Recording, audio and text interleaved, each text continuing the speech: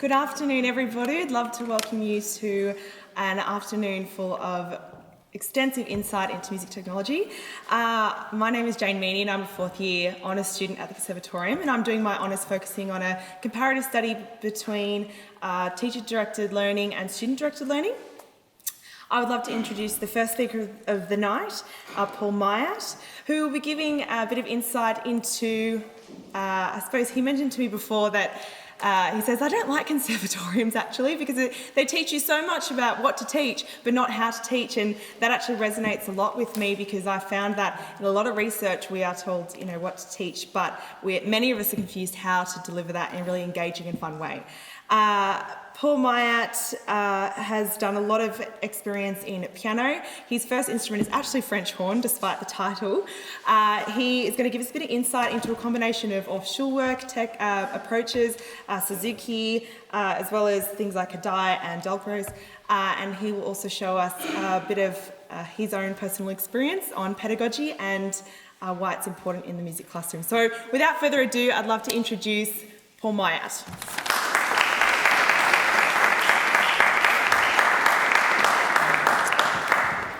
Right, 10 minutes. So, how to make learning piano fun from a young age. I would like to just change that. I'd like to make learning piano fun at any age. In fact, learning music fun at any age. 30 years ago, I was a music and mathematics teacher, or training to be a teacher. My final year prac, my supervising maths teacher said it was great that I smiled and the students had fun learning. My supervising music teacher thought it was terrible that I smiled and made children have fun while learning. And who would have thought that smiling at the grade 8s and actually having a good time learning instruments of the orchestra and the school song would be so wrong. It was then that I decided that I didn't really want to be a school teacher, and I went and bought a music school and started learning piano and started Forte in 1994, 22 years ago. So, let's have a little bit of fun. Can you clap back to me? Cha-cha-cha. Cha-cha-cha. Good. You're good at it. Me first. Oh, you first, please. There we go. And now. Big voices.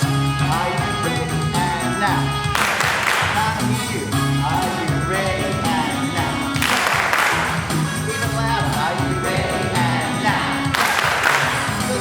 Piano class, we take that to the piano.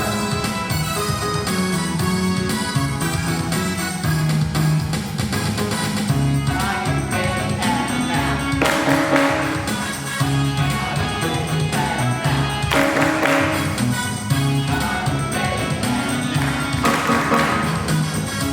Are you ready and now? And then one clap with me. Are you ready? Watching. Well done. All right. For those of you who like children to read the music, there it is on the wall. If you like flats, that's the top one. If you prefer sharps, downstairs. All right. At the 2015 National Conference on Keyboard Pedagogy held in the US, keynote speaker Dr. Edward E. Gordon said, "I'm led to believe piano is taught to many persons by teachers who typically teach the way they were taught rather than according to an objective learning theory and current research." Dr. Gordon said using language as an analogy should make it easier to grasp what he explains about music instruction, and in particular piano instruction. There are 5 skill vocabularies for language: listening, speaking, thinking, reading and writing, each providing readiness for the next step.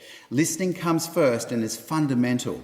Without a rich listening vocabulary, the development of a speaking vocabulary with proper pronunciation is restricted. Gordon says there are 5 parallel music skill vocabularies, and in sequential order of development, they are listening, singing and chanting, and I would also include moving, audiating and improvising, and I include playing, reading and writing. As with language, listening is basic in piano instruction, as all music instruction. Unfortunately, in many tuition experiences, listening is often disregarded. And like language, detrimental results are similar in music when the importance of listening is overlooked. Imagine teaching tonality without listening to music. Imagine exploring major and minor. What about modes? How would you explore that without singing and listening? What about meter? Shouldn't that be in the body? Gordon says, it's indeed regrettable that most students throughout the world display poor rhythm. So going back to that experience that we just had, what did we learn? We learnt to hear and to listen. We had to come in when at the right spot. Students are also learning anticipation, breathing and ensemble playing. You learnt to sing. This is vital, I believe, for any music instruction. And the earlier that children start singing, the easier it is to accomplish. Young children are far less self-conscious than older students. And then kinesthetically, we moved, we clapped, we started to feel beat, pulse and rhythm in the music. And in a recent neuroscience journal, the authors argue that rhythm from a music learning experience is an integral part of learning language. We also learned playing together while we were watching the teacher or the conductor. And did you notice also, we all finished together. Lastly, as a part of this example, we learnt keyboard geography. So just tell me where middle C is on that piano. People don't realise how important it is to learn the black notes because they tell us where they are, where the notes are on the piano. This introduces children into seeing patterns, and music is full of patterns. The experience of music and identifying patterns is considered to assist with mathematics and other cognitive skills. Now, I know that all of you are brilliant musicians because we're here at the Sydney Conservatorium, but do you think if you're a child you would have had fun? I'm hoping yes. So I'd like to introduce you to GBL. It's not a drug, it's game-based learning. And playing games in an educational environment is fun, but it absolutely must have an educational reason and outcome. With game-based learning, you can incorporate competition, engagement, immediate reward, achievement, motivation, and assessment. And it does take a lot of work, and you're going to make lots of mistakes. And if you're going to make a mistake when you're teaching, make sure it's a bloody good one and that you learn from it, because it's really important. I've had 20 years of experience, or 22 years of experience in teaching like this, and I learnt most of my strategies through Orff, Kadai, Delcros and Suzuki, and I would highly recommend checking out those philosophies through the websites that are in the notes.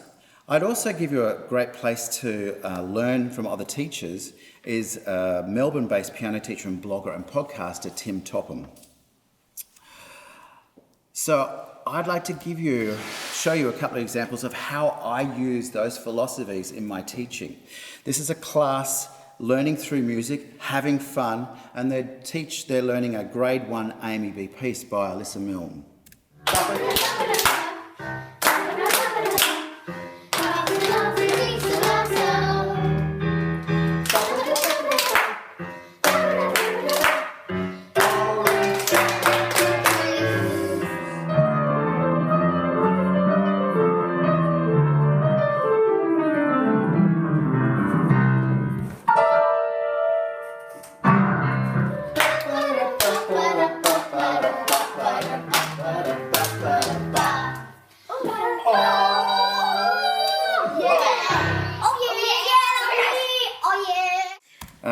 So, what are the benefits of using these philosophies for your own students? They're more likely to play more musically and have a better feel for the music. They're often able to play by ear as well as read. They memorise easily with mechanical and auditory memory, but also analytical memory, which is the most important type of memory. They will read if they're having fun, and especially if they're using games like I will show you in a moment, Ningenius and Piano Maestro.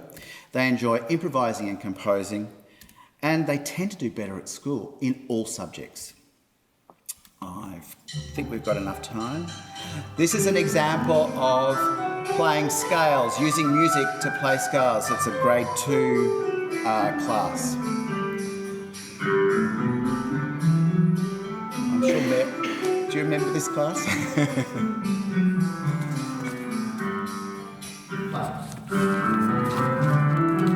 So you can hear they're all playing in time and reasonably musically. These are two games that I think are really great. They're iPad games, they're ingenious. It's a game where they have to...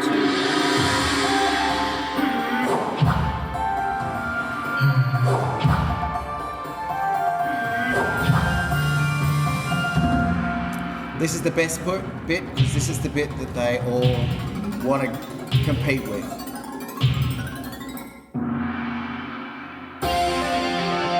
What belt did they get? This is Piano Maestro. It works with any piano. You sit it on the piano and it listens to the piano. So this is a sight reading activity. And again, we get scores. Really important. So how can you make learning music fun from any age? Keep learning from your peers, from students, from great teachers, and experiment and learn from your mistakes. Because if your students are having fun, they're going to be happy.